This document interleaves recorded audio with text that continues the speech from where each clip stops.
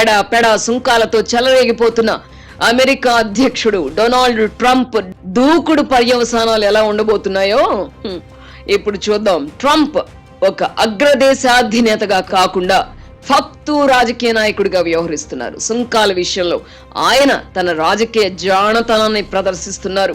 వివిధ దేశాల నుంచి అమెరికా దిగుమతి చేసుకుంటున్న వస్తువులపై ఆయన ఎడాపెడా సుంకాలు విధిస్తున్నారు. నిజానికి ఈ సుంకాల భారాన్ని అమెరికన్లే భరించాలి. దిగుమతి అయ్యే వస్తువుల ధరలు పెరిగితే ఆ భారం ప్రజలపైన పడుతుంది కదా. అయితే తన చర్యల వల్ల ప్రజల్లో వ్యతిరేకత ఏర్పడకుండా అమెరికాకు విముక్తి కల్పిస్తున్నాను, దోపిడీ నుంచి కాపాడుతున్నాను అని డొనాల్డ్ ట్రంప్ ప్రకటిస్తున్నారు. అమెరికన్ కంపెనీలు ఉత్పత్తి చేస్తున్న వస్తువులు కొనుగోలు చేస్తున్న దేశాలు అధిక పన్నులు వసూలు చేస్తున్నది వాస్తవమే. దీనివల్ల ఆయా దేశాలలో వాటి ధరలు అధికంగా ఉండి ప్రజలకు అందుబాటులో ఉండడం లేదు. స్వదేశీ కంపెనీలను కాపాడుకోవడానికి ఆయా దేశాలు ఈ పన్నుల శాతాన్ని నిర్ణయిస్తాయి. ఒకప్పుడు మన దేశంలో రక్షిత ఆర్థిక వ్యవస్థ ఉండేది. అప్పుడు స్వదేశీ కంపెనీలు సాంకేతిక పరిజ్ఞానాన్ని పెంపొందించుకోవడంపై దృష్టి పెట్టలేదు. తర్వాత స్వేచ్ఛా వాణిజ్య విధానం అమల్లోకి వచ్చింది. అంబాసిడర్ కారునే ఉదాహరణగా తీసుకుందాం. రక్షిత ఆర్థిక విధానం అమలులో ఉన్నప్పుడు దేశ ప్రజలకు అంబాసిడర్ కారు మాత్రమే దిక్కుగా ఉండేది. కార్లను దిగుమతి చేసుకోవాలంటే 300% పైగా పన్ను చెల్లించాల్సి వచ్చేది.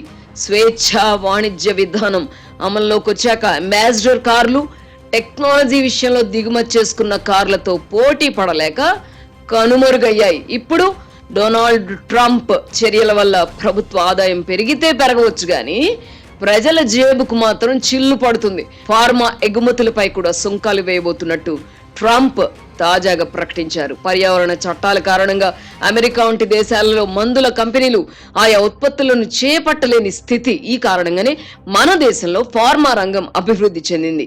ఫార్మా ఉత్పత్తుల వల్ల నీరు, భూమి కలుషితం కాకుండా కాపాడుకున్నందుకు అమెరికా ప్రభుత్వం ఇప్పటి వరకు ఫార్మా కంపెనీలపై తక్కువ పన్నులు విధించింది. ఇప్పుడు సుంకాలు పెంచితే దాని భారం ప్రజలే భరించాలి. ఈ చర్యలన్నీ అంతిమంగా అమెరికాకు నష్టం చేయవచ్చు. అయితే తన నిర్ణయాల వల్ల అన్ని దేశాలు దారికొస్తున్నాయని డొనాల్డ్ ట్రంప్ దేశ ప్రజలను మభ్యపెడుతున్నారు. ప్రపంచంలో అత్యధిక దేశాలు అమెరికాను తమ పెద్దన్నగా గుర్తించి గౌరవించడానికి అనేక కారణాలున్నాయి. అందులో సుంకాలు తక్కువగా విధించడం కూడా ఒక కారణం.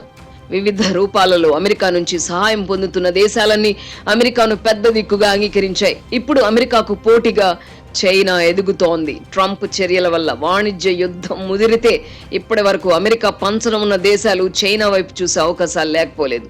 ట్రంప్ విధించిన సుంకాలకు పోటీగా చైనా కూడా 34% అదనపు సుంకాలు విధిస్తున్నట్టు ప్రకటించింది. ఈ చర్య కూడా అమెరికన్లకు నష్టం కలిగిస్తుంది. అయితే అమెరికన్లు తమపై గుర్రుగా ఉండకుండా వారిని మభ్యపెట్టే పనిలో ట్రంప్ ఉన్నారు. సమస్య నుంచి ప్రజల దృష్టి మరల్చే పనిలో భాగంగానే దోపిడీ నుంచి అమెరికాకు విముక్తి కల్పిస్తున్నాను అని డొనాల్డ్ ట్రంప్ సరికొత్త నినాదాన్ని ఎత్తుకున్నారు. అయితే ట్రంప్ చర్యల వల్ల ఆయనకు బలమైన మద్దతుదారుగా ఉన్న ఎలన్ మస్క్ కూడా భారీగా నష్టపోతున్నారు. డొనాల్డ్ ట్రంప్ తీరు చూస్తుంటే ఆయన మన దేశంలోని రాజకీయ నాయకులకు ఏ మాత్రం తీసిపోరు అనిపిస్తోంది. ప్రధాన సమస్యల నుంచి దృష్టి మళ్లించడానికే ప్రజల్లో భావోద్వేగాలు రెచ్చగొట్టడం మన రాజకీయ నాయకులకు వెన్నతో పెట్టిన విద్య.